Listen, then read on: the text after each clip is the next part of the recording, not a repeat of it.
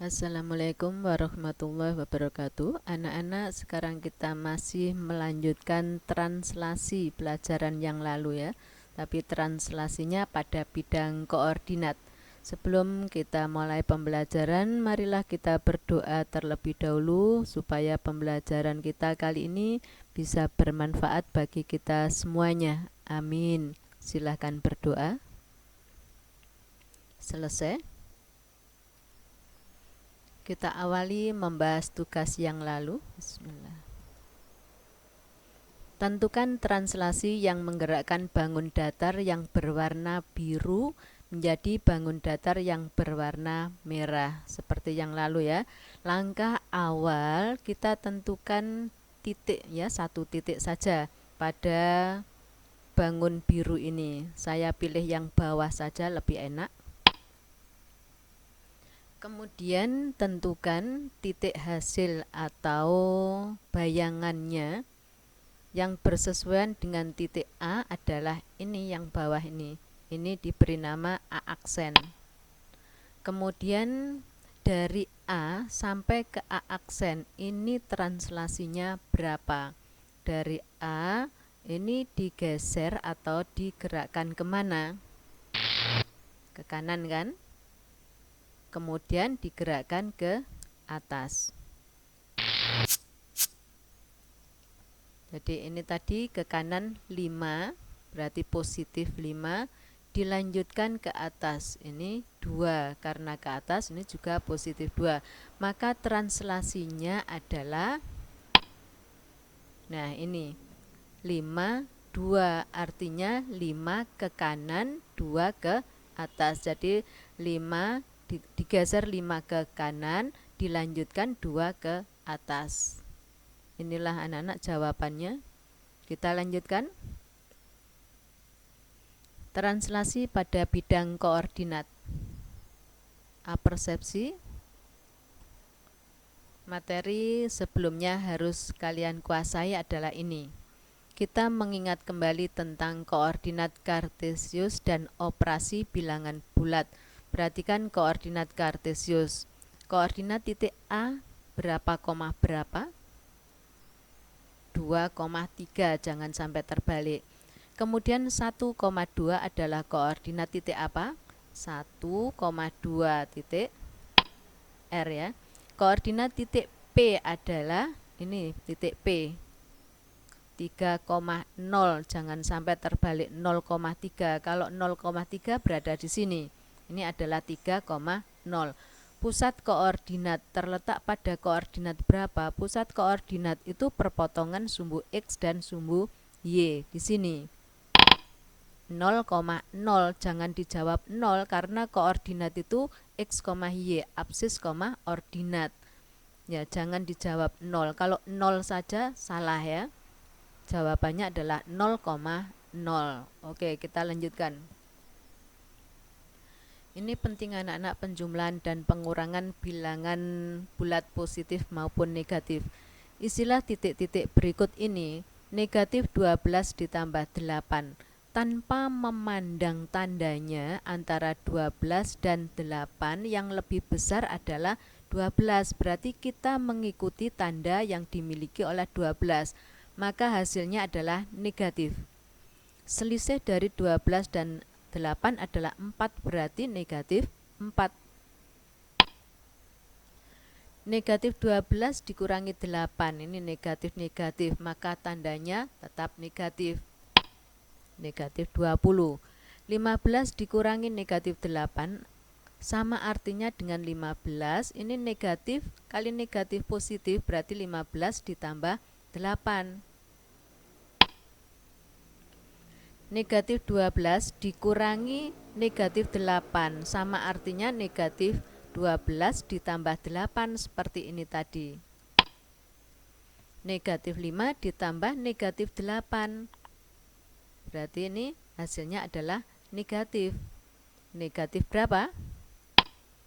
13. 5 dikurangi 12.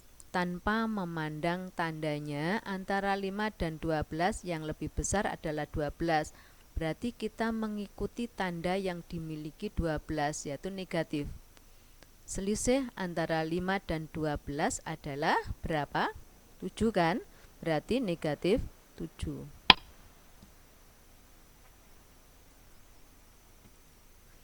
Translasi yang menggerakkan segitiga ABC menjadi segitiga A aksen, B aksen, C aksen. Perhatikan, ABC kemudian menjadi A aksen, B aksen, C aksen. Translasinya ini digeser 6 ke kanan, kemudian dilanjutkan 3 ke bawah. Berarti translasinya adalah 6 negatif 3. Sekarang perhatikan, A koordinatnya negatif 4,4, ditranslasikan dengan translasi 6 negatif 3, maka posisi A aksen bayangannya atau hasilnya di sini A aksen berapa koordinatnya? 2,1. B negatif 2,3 digeser atau ditranslasikan 6 negatif 3. Di sini posisi B aksen berapa koordinatnya? 4,0.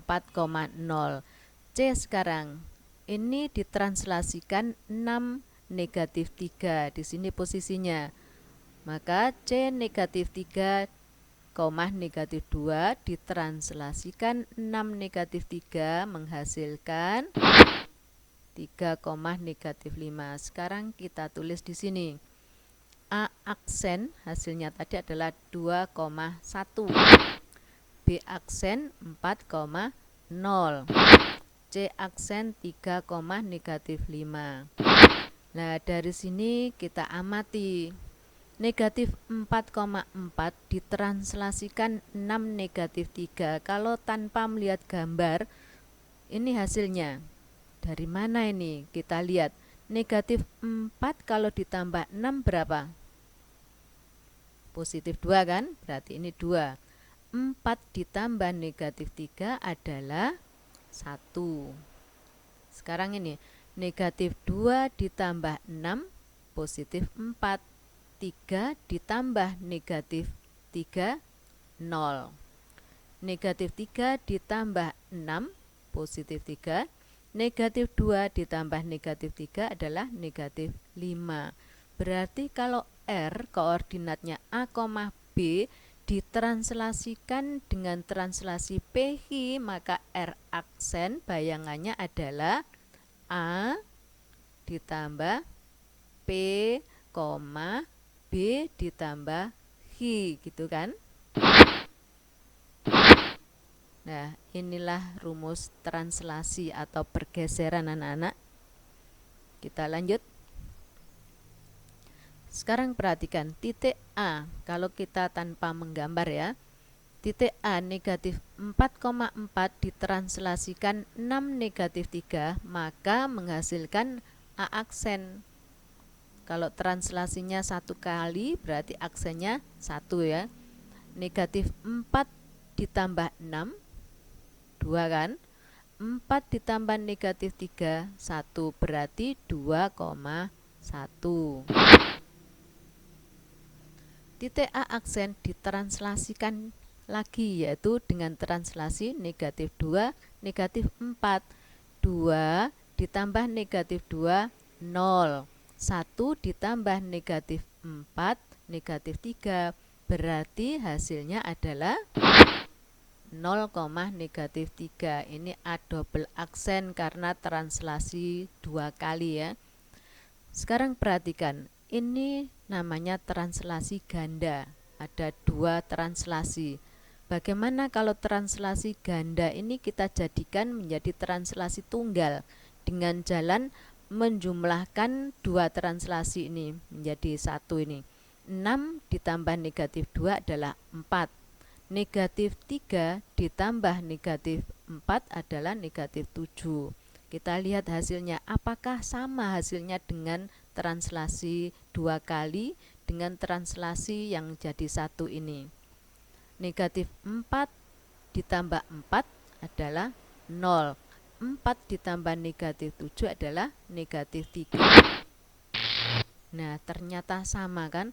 Berarti kesimpulannya translasi ganda bisa dijadikan menjadi translasi tunggal dengan jalan menjumlahkan translasinya. Kesimpulan, K, M, N ditranslasikan dengan T, A, B, kemudian ditranslasikan lagi dengan translasi PH, maka berlaku titik K, M, N kita jadikan translasi tunggal, berarti translasinya menjadi T, A ditambah B, B ditambah H. Seperti ini, dijadikan translasi tunggal. Maka K double aksen, karena ini dua translasi kan, maka ini ada dua aksen. Berarti hasilnya adalah K ditambah A tambah P, N ditambah B tambah H. Nah, inilah anak-anak translasi tunggal. Jadi translasi ganda dijadikan menjadi translasi tunggal. Rangkuman, R, A, B koordinatnya ditranslasikan dengan PH, maka menghasilkan R aksen yaitu A tambah B, B ditambah H. Kemudian yang kedua ini translasi ganda dijadikan menjadi translasi tunggal seperti ini. Tugas anak-anak, seekor harimau sedang berburu rusa di dalam hutan. Berdasarkan hasil pemantauan diketahui bahwa koordinat rusa berada di titik A dan koordinat harimau berada di titik B. Jadi perhatikan, ini titik A adalah rusa, kemudian koordinat B adalah harimau. Rusa tersebut kemudian bergerak menuju titik C.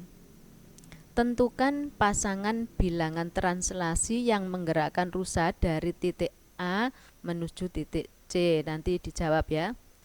Jika harimau menggunakan translasi yang sama yang dilakukan oleh rusa, apakah harimau dapat menangkap rusa tersebut? Ya, silakan menjawab. Tentukan pasangan bilangan translasi yang harus dilakukan oleh harimau agar ia mendapatkan rusa. Ya, silakan menjawab dengan segera dan kirim dengan segera tugas kalian ya. Saya kira sudah cukup jelas.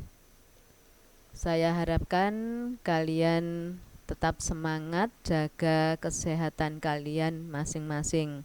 Terima kasih anak-anak atas perhatian kalian. Wassalamualaikum warahmatullahi wabarakatuh.